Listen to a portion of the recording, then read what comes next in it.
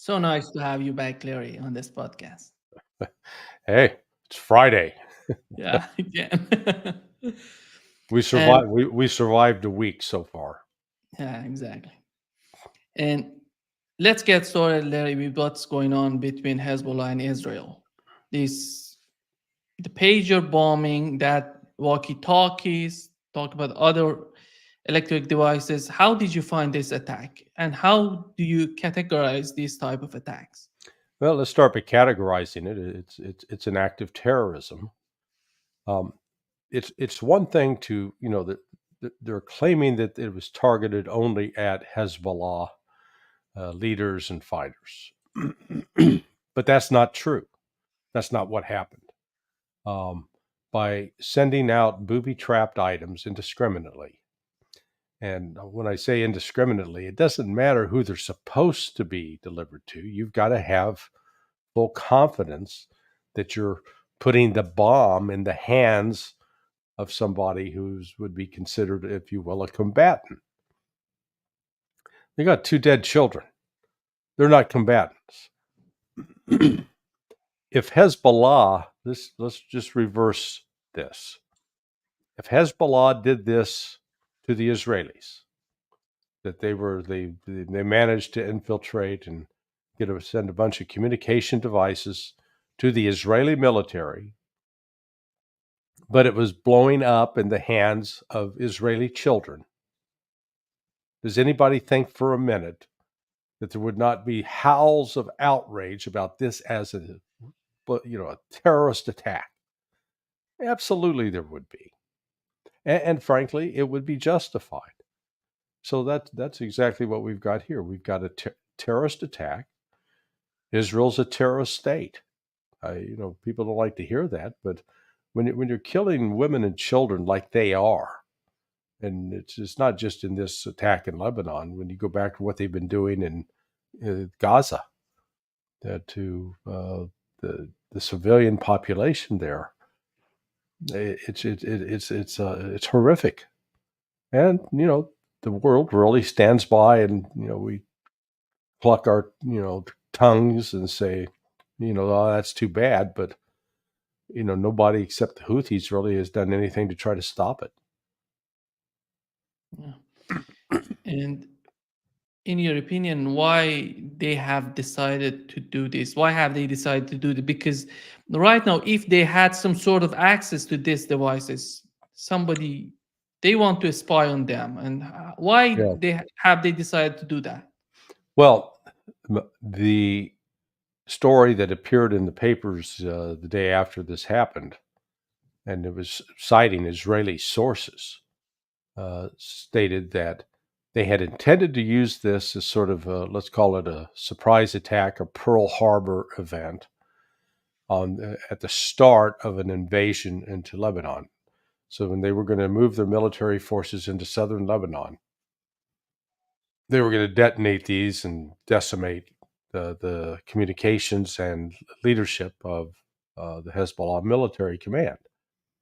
Okay, I could see that as it's a very creative, albeit deadly, approach, but somehow they got word that some lower level Hezbollah operatives are starting to examine and realize they may have a problem. So instead of calling off the operation, they accelerated and said, "Let's do it."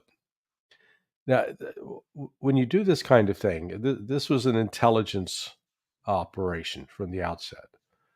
Um, the problem with it is once you detonate, you've now in a mass detonation like this, coordinated with multiples dead and wounded, you immediately expose your tactic. So now the Hezbollah will be recognized that these kinds of devices could be compromised, and they'll set up a protocol to inspect them, so you could never get back in that door. I know several years ago, right after this goes back to 1979, after the Iranian Revolution. I was told I didn't have I didn't see a classified document on this, but I was told by a friend who is knowledgeable that when the Iranians came into power, they were looking to set up a new telephone system, and they contracted with a company. It turned out it was a CIA front company, and CIA never divulged that. Who knows? Maybe it's still in place today. But that when you've got that sort of intelligence operation, you keep it quiet. You don't go out and compromise it. And like I said, I think what was done back then, no longer exists, which is wild. I'm just uh, using it as an example. So here in this case, the Israelis took, they obviously had got a penetration into Hezbollah because they knew what they were buying. They knew where they were buying it, and they were able to come up with a way to insert themselves into that supply chain. Now it's gone. So that to me signals an act of desperation, because when you compromise something that is that sensitive, and to accomplish what? Oh, we killed 40 people. Yeah, we killed some kids, and they've maimed maybe another 3,000-4,000 people, or wounded them anyway. It hasn't destroyed Hezbollah. It's just made Hezbollah more enraged about seeking revenge. And then I guess just this morning over in Beirut, the Israelis launched another targeted missile attack in Beirut, Lebanon. Understand this. They are launching attacks against a sovereign nation. They're committing an act of war in order to try to kill a senior Hezbollah leader. And apparently they did kill someone who was in the chain of command. But it doesn't stop the war. It doesn't eliminate Hezbollah's desire to free the land of Palestine from Israeli occupation, in their view. That's how they view it. So this war is going to escalate. I think that's the one thing that's guaranteed. It seems that Netanyahu is so much in favor of having a big conflict with Hezbollah because in my opinion, he's willing to sacrifice the whole Israel because of his position in Israel right now. And do you think it's all about, we are talking about this, but in your opinion, that's the reason? Yeah, apparently he has no regard for the future of Israel. Israel cannot kill its way to peace. That's not going to happen. The Western image of Hezbollah and Hamas is really it's an exaggerated image of ruthless terrorists who are out, killing women, children, and taking human life without any kind of afterthought. Yeah, it'd make the world a lot simpler if that was the case, but it's not. And in fact, the actions of both Israel and the United States, particularly the United States in places like Syria, were the ones causing the death of women and children, which then fuels outrage and desires for revenge against us, which then sends us, we get these cycles, the spiral of violence. And Netanyahu is, he's facing serious charges of corruption, and in order to save himself, he's keeping Israel on a knife's edge. But it's really, in terms of him as a personality, he's not that popular. But the policies he is pursuing are widely popular in Israel, and so it's almost, we shouldn't make this all about Netanyahu, because even if Netanyahu's gone tomorrow, that's not going to change Israel's policy. They're not going to suddenly say, "Oh, yeah, let's sit down and negotiate with the Palestinians about having a two-state solution." But the risk of having a bigger conflict would reduce, it seems, that because we have Gallant is totally against him in going and fighting Hezbollah. And that's why we have this type of conflict within the government, within the administration. Well, Gallant reversed himself. You know, initially he was opposing, now he's on board. So there are very few what I'll call credible voices in Israel. And what do I mean by credible voices? I mean someone who is widely respected and popular, that the population says, yeah, you know, I'm going to listen to him or to her. It is, you've got to, yes, there are some very brave Israelis and very brave Jews that are standing up and speaking out against this. But they're not seen as being part of the mainstream. The mainstream of Israel right now is they are possessed, let's call it possessed of a demonic spirit of murder. They will kill anyone that gets in their way. Killing children, great, because the Palestinians aren't real human beings. I mean, this is the ultimate irony of what we're facing, that the state of Israel, which was created out of the ashes of the Holocaust, and coming out of a situation in which Jews were treated as subhumans, as Untermensch by the Germans, and subjected to, death camps that were set up in Poland, and then incarcerated in concentration work camps in Germany. You'd think that coming out of that you would say, we didn't like it when it's done to us, and we certainly can never do this to anyone else. Yet turn around and they're doing the very same thing to Palestinians that was done to them. And if you try to raise that point, Germans. Yeah. But if you try to raise that point with the Israelis, you're immediately, you're considered an anti-Semite.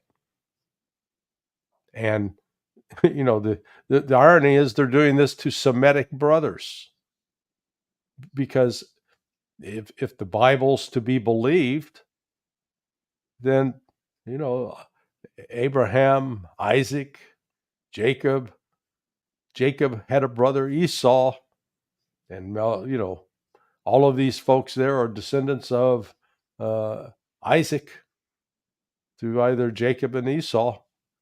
They're cousins.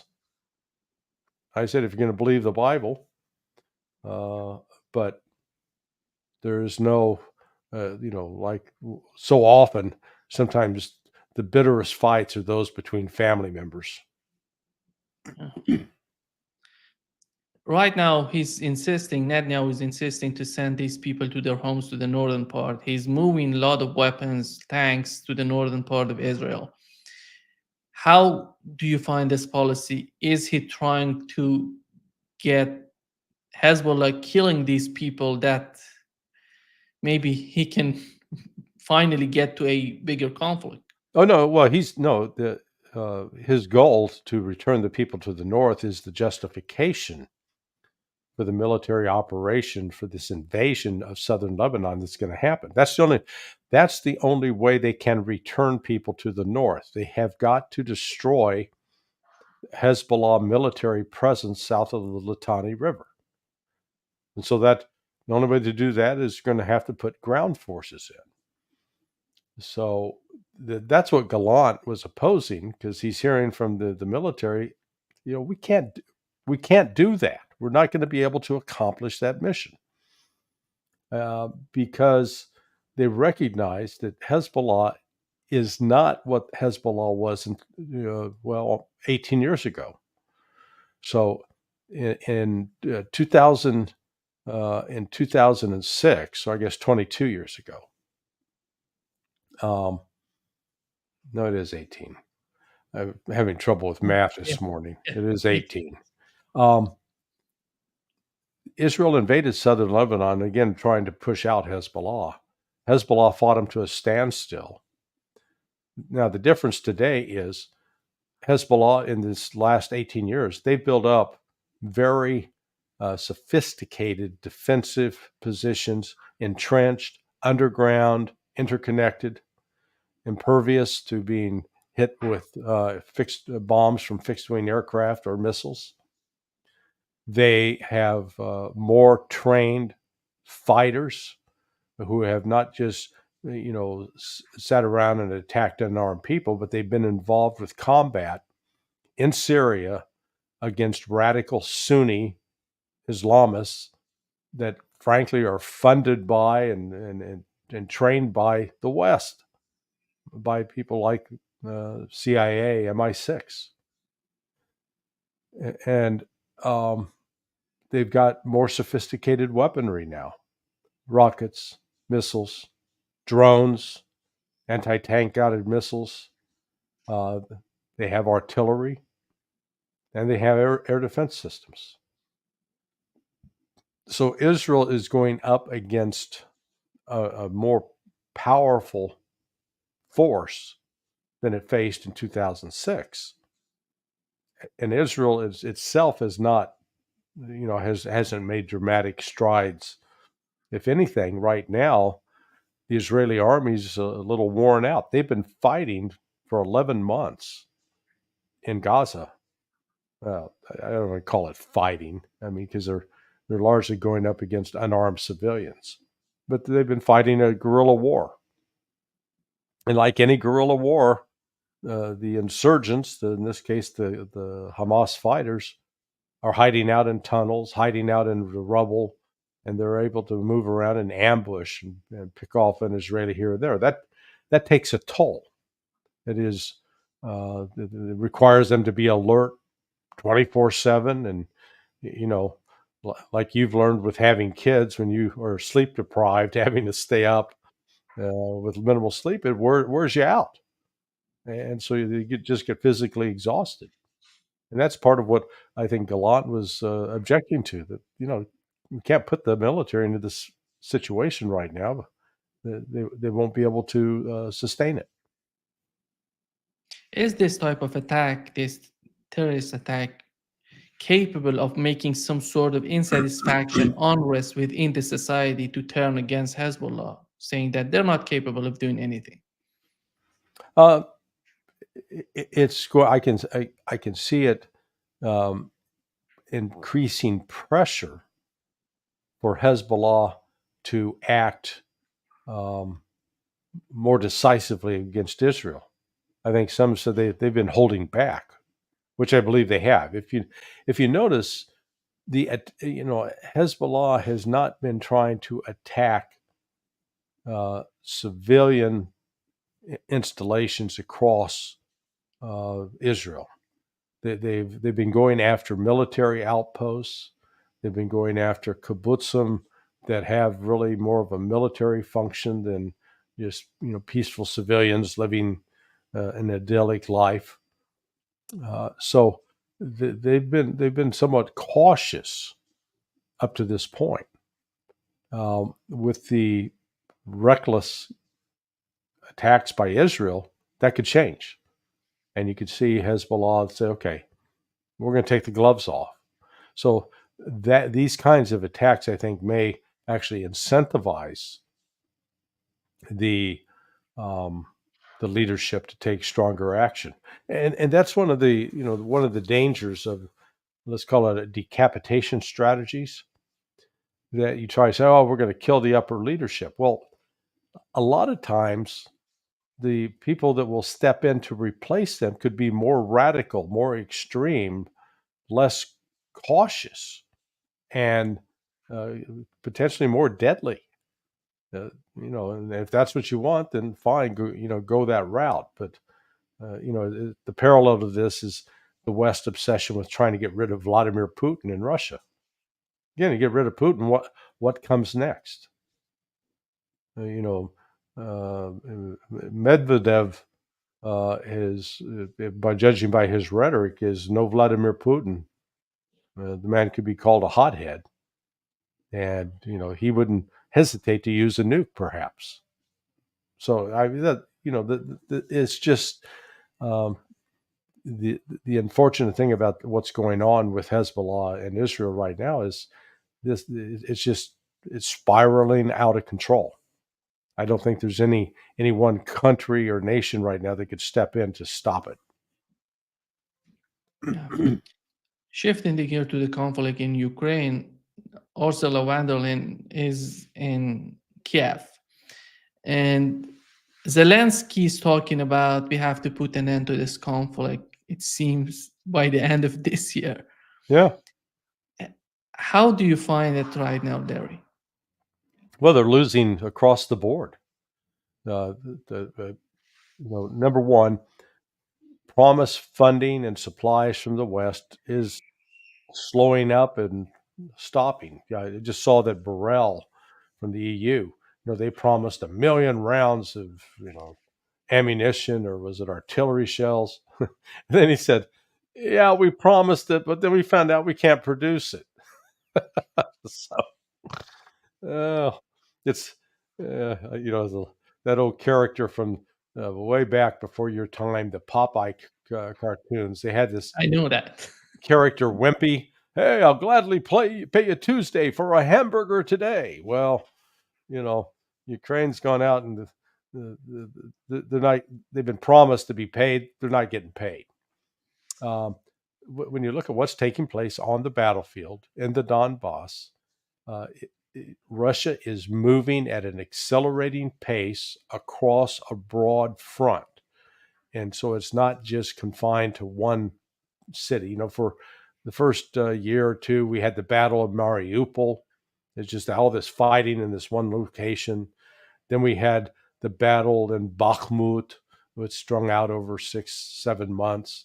And then Avdiivka, again, it was always in one location. There's skirmishes and everything, but just the concentration. What's happening now is concentrations at, 6-7 different locations. And Ukraine doesn't have the trained manpower, nor the munitions, nor the vehicles, nor combat air to stop the Russians. So the Russians are continuing to move forward, and they're being very strategic about it. They're not just rushing, doing human wave attacks against Pokrovsk, for example. They're enveloping it, and they're going to get it and surround it and put it in what's called a cauldron, a boiling pot, that they will entrap soldiers. And as they're enveloping it, they're cutting off the lines of communication. The reason Pokrovsk was so central is that it was where all these road and railroad networks came together. It was like a neural center. But from that center, then it would go out. Well, it can't go east much anymore, and its north and south access has also been restricted, if not even completely cut off, as we talk. So it's just a matter of time before that's defeated. Up in Kursk, they're being decimated. The Russians are hunting them down, and people say, "Oh, you're just repeating Putin talking points." No, I'm actually repeating what Vladimir Zelensky told CNN the other day. He admitted that for every one shell they fire, the Russians are firing 12 back. Hello? If I'm firing 12 at you, that increases the chance that you're going to suffer injury or death, which is exactly what's happening. And Zelensky also acknowledged that 80% of Ukraine's power grid is gone. It's destroyed. Maybe it could be eventually repaired, but in no time in the near future. So this is with the onset of winter, it will make the cities unlivable without electricity. And so you're going to see probably another massive outflow of refugees from Ukraine. And over the last 2.5 years, they've already lost half their population. The pre January 2022, roughly 42 million Ukrainians. Now the last number I saw was around 19 million, maybe 20, but that's more than half. Larry, what has happened in the meeting between Starmer and Biden? And are Europeans pushing for the continuation of this conflict? Yeah, they're pushing, but the reason they're pushing is that the Brits can't do anything on their own. I mean, hell, these guys can't even, they barely can get an aircraft carrier out of port to sea. And as soon as it gets out to sea, it breaks down and they have to bring it back. I mean, England is a malevolent joke. They have gone from being one of the preeminent, the colonial power in the world. I mean, the reality was going into World War I, they dominated the world. They controlled India, they controlled Hong Kong, they controlled South Africa. They controlled parts all around the world and they were a mighty political force. They had significant military assets. Their navy was the best in the world at the time, or at least in the top three. But now look at them. They barely got they got total strength in their army 70,000, and of that you'd be lucky to get 30,000 that could be combat ready. They've eviscerated their manufacturing capability. They used to have a significant steel industry, no longer. I mean, Sheffield Steel was sort of was a brand name that was out of England. England's not there anymore. So, yet they've got this obsession with they're going to destroy Russia. It's a combination of envy and jealousy that they're obsessed with a vision of Russia as this authoritarian place where, hell, the ones getting locked up now are, if you're a British citizen praying outside an abortion clinic, you get locked up. They're locking people up for postings on social media. So you don't want to sit and hear any lecture from any Brit about so-called oppression in Russia. They need to look in their own mirror and fix their own damn house. Do you, right now, in your opinion, who's in charge of the policy in Ukraine? And is he still Antony Blinken, or somebody is Pentagon is deciding about these things? I don't have a clue. I mean, that is a question I think every major country in the world is wondering. Who's running Washington? It's not Joe Biden. And so is it Jake Sullivan? Is it Blinken? Is it Lloyd Austin? Do they sit around and have arguments and vote and see who's got the majority? 2 out of 3 ain't bad. It appears that in this last round, what happened last week this time. So if you go back a week ago Wednesday, what we had was leaks coming out of Washington and London that they were going to give the green light to Ukraine to use, missiles to strike deep into Russia. So that it looked like it was good to go. I mean, we had Congressman Michael McCall, who's a Republican, but he was saying, "Oh yeah, he's heard that that's what's going to happen." Okay, and he'd been pressing for this in congressional hearings anyway.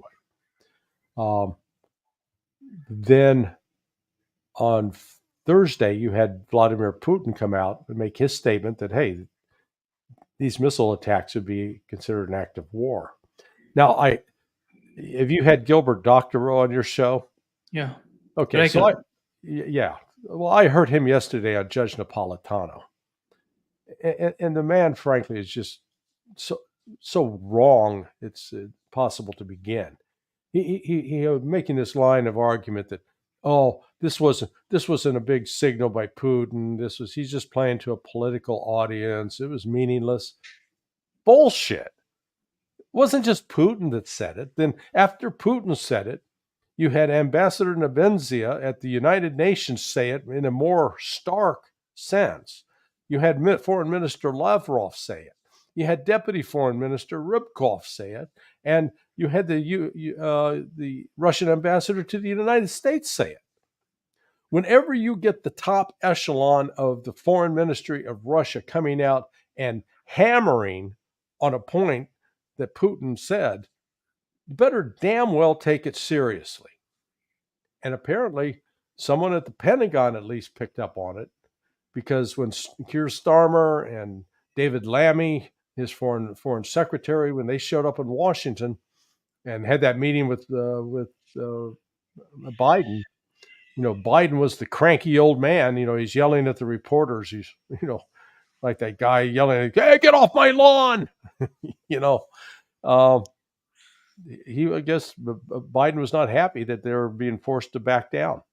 But apparently the reports are, and I don't have any way to confirm it, that Lloyd Austin weighed in and said, no, you're not going to do this. Now, the other reason I bring up Doctorow, when he told Napolitano that the United States got something new with this JASSM missile that can shoot 1,500 kilometers into 1,500 miles into Russia. No, look it up at Wikipedia. The maximum range of the most sophisticated there are at least three variants of the JSAM, and it is 500 miles. Big difference. Now, a JSAM, if they had agreed to use the most advanced JSAM, which I do not believe the United States was going to do, that could have reached Moscow. But the regular JSAM that is more widely available right now, it can go out to about 300 miles. So if you look at the distance from Kursk up to Moscow, that's over 400 miles. So it's just to illustrate that this decision to put in place to green light strikes deeper into Russia, none of the weapon systems really are capable of hitting St. Petersburg, Russia, other than drones. And the Russians didn't draw a red line in the sand on drones. They didn't say, hey, you hit us with drones, we're going to take that as an act of war. But the targeting that comes with the use of the missiles, because the missiles also, there's in some cases, could be equipped with a nuclear warhead. That's the concern. Yeah, because it seems that during this conflict, Putin did everything in order to reduce the casualties on the Russian part. Absolutely, yeah. If they do that, if they send these long-range missiles to Ukraine, hitting deep into the Russian territory, that would make some sort of huge problems within the society, because we know that how sensitive Putin is toward this type of attacks, and they may kill a lot of people with these attacks. We do have the history of war, not just in any one place. So the notion that you inflict enough damage on the population will rise up and overthrow the government. That's the theory. Let's look at the American Civil War, the Battle of Vicksburg. The Union soldiers had that city surrounded and were shellacking it. Civilians didn't rise up and overthrow the Confederate soldiers entrenched there. They supported them. It built support. Battle of Britain, when Germany was bombing the Brits didn't crack. And conversely, with the Brits and the Americans bombing German cities, Hamburg, Dresden, the Germans didn't rise up and overthrow Hitler. So this this excuse for killing civilians, and it doesn't really translate into a military victory. That's why the Russians have been very careful. Anyone that's going to objectively look at this over the last 2.5 years of not causing widespread civilian casualties. They've tried to limit it. They've gone after military targets. They've gone after factories, plants that are involved with production of military equipment or ammunition. They've gone after power plants. Yes, that indirectly affects civilians, but it's a way that you create discomfort that civilians maybe will leave. That's a far cry from blowing them into 1,000 pieces. So this strategy by Ukraine to say, and it's not just Ukraine. I've heard a lot of Western pundits. General Ben Hodges was on the other day with Danny Davis talking about this. They got themselves convinced. Oh, the Russian people, they're just looking for an excuse to get rid of Vladimir Putin. And again, and it comes back. We touched on this earlier. What in the hell is wrong with these people in the West that believe if they get rid of Putin, man, and our magic, solution to all problems solved? For the love of God, Putin is a moderate. He's been a voice of restraint, counseling, caution. Instead, because one of the biggest criticisms of him in Russia is that he's too soft. And it'd be one thing if we in the West were as powerful as we'd like to imagine that we are, but we're not. We can't even produce 155 millimeter shells at any rate, or Patriot missiles, or ATACMS missiles, or JSAM missiles, or go down the list, or M1 Abrams tanks. We don't have the industrial capability to do that right now. Could we rebuild it? Sure. That takes some time. And it would take a complete refocus of this society, and it would end up creating an economic crisis. Because right now we're already in debt beyond the wealth of our country that is measured by GDP. And launching on this kind of military buildup would further put us into debt. Yeah. One of the points in the Zelensky's victory plan is to get an invitation from Joe Biden to be part of NATO. Do you think that Joe Biden would do that for them? No, but Ukraine will never be part of NATO. Ukraine will never be part of the EU. And there's a question whether there will even be a Ukraine in another year.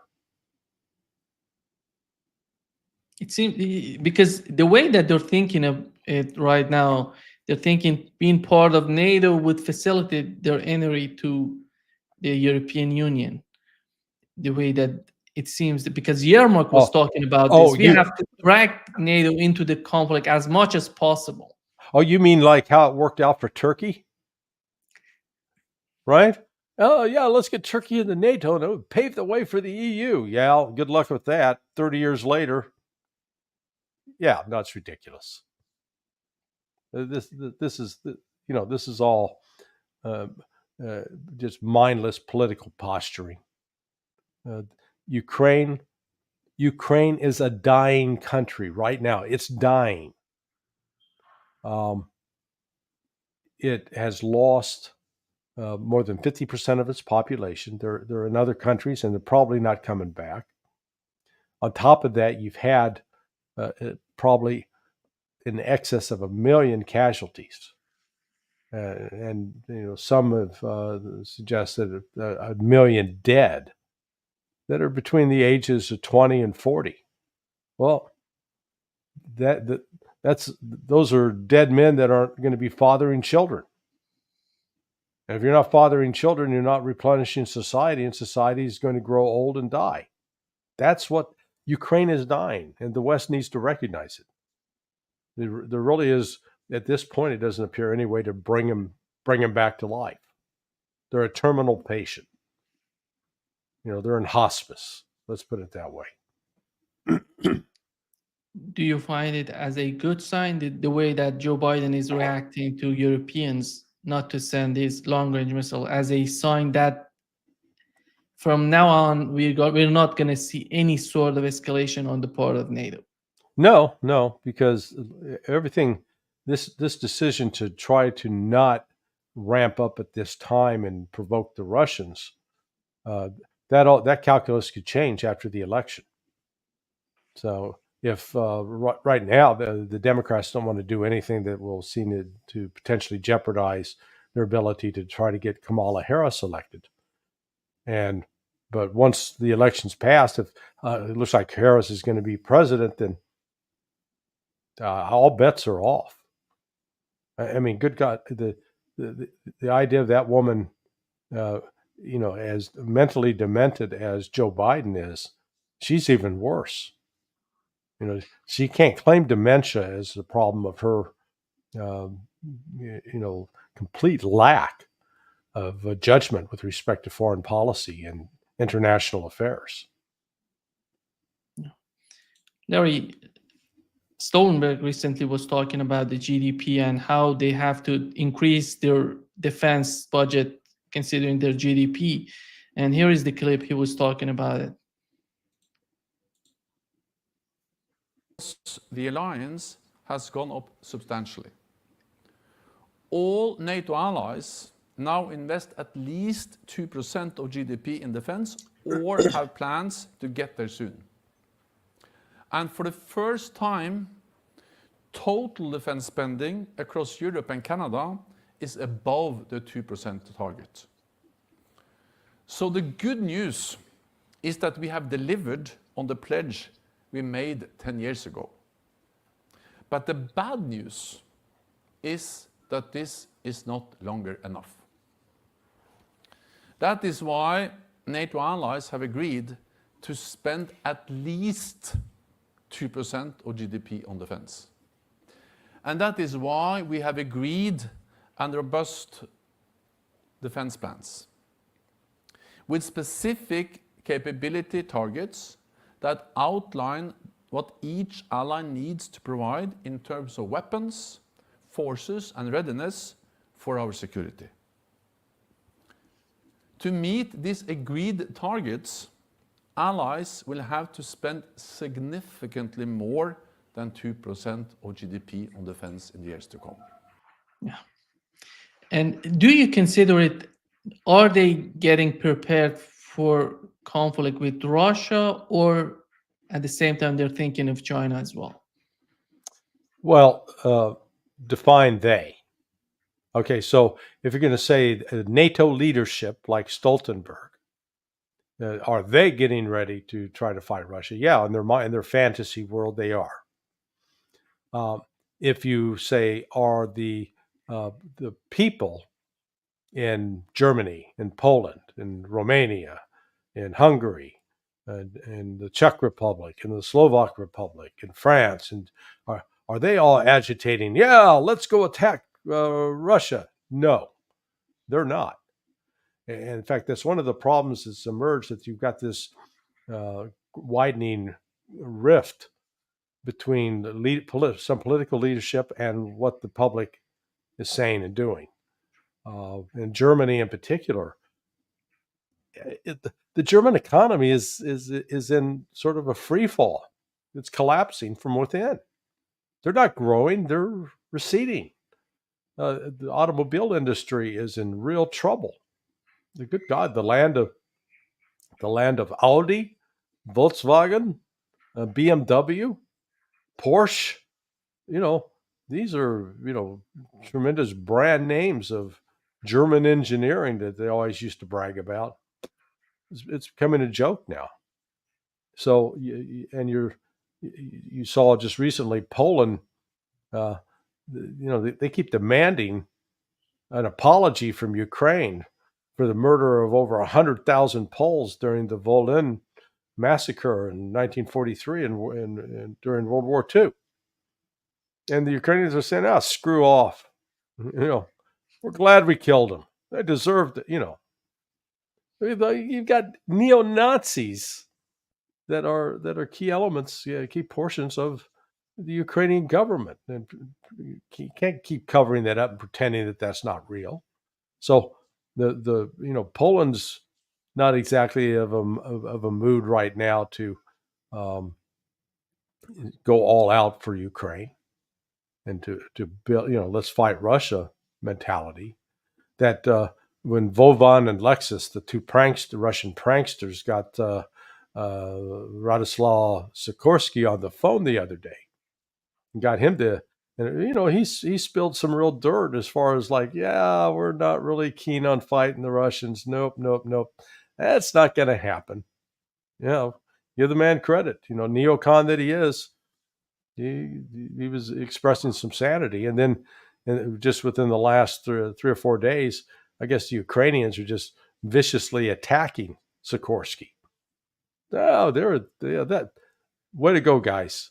They just they have no diplomatic sense at all. And the reason the Ukrainians are acting that way is they are like a drowning man who will drag anyone under with him, trying to save himself. And they're past the point of salvation. That's what's taking place. Yeah. Just to wrap up this session, Larry, recently we had an interview. Hillary Clinton had an interview with MSNBC in which she was talking about Russian interference in 2016 and right now how they're trying to do this. And let me play it for you. As Mueller indicted a lot of Russians who were engaged in direct election interference and boosting Trump back in 2016. But I also think there are Americans who are engaged in this kind of propaganda. And whether they should be civilly or even in some cases criminally charged is something that would be a better deterrence because. Yeah, a better deterrence. Yeah, the only one that should be criminally charged is that lady. And look, I say that as someone, I've met her. I briefed her on the situations in Iraq and Afghanistan back in summer of 2007. And I used to think that she was that she had some intelligence about her, but she's flat out lying. I mean, for God's sake, it is proven that the entire Russiagate narrative was created by her campaign. She created that. The Russians weren't doing it. And objectively, the only country in the world that has consistently meddled and interfered and altered the course of leadership in other countries is the United States. No other country in the world, Russia and China combined, have not been involved with this much subversive activity. Just ask the people of Syria. Just ask the people of Libya, Somalia, Afghanistan, Iraq, Iran, Guatemala, Dominican Republic, Haiti. I mean, let's just keep going down the list. Argentina, Laos. Uruguay, Brazil. Okay?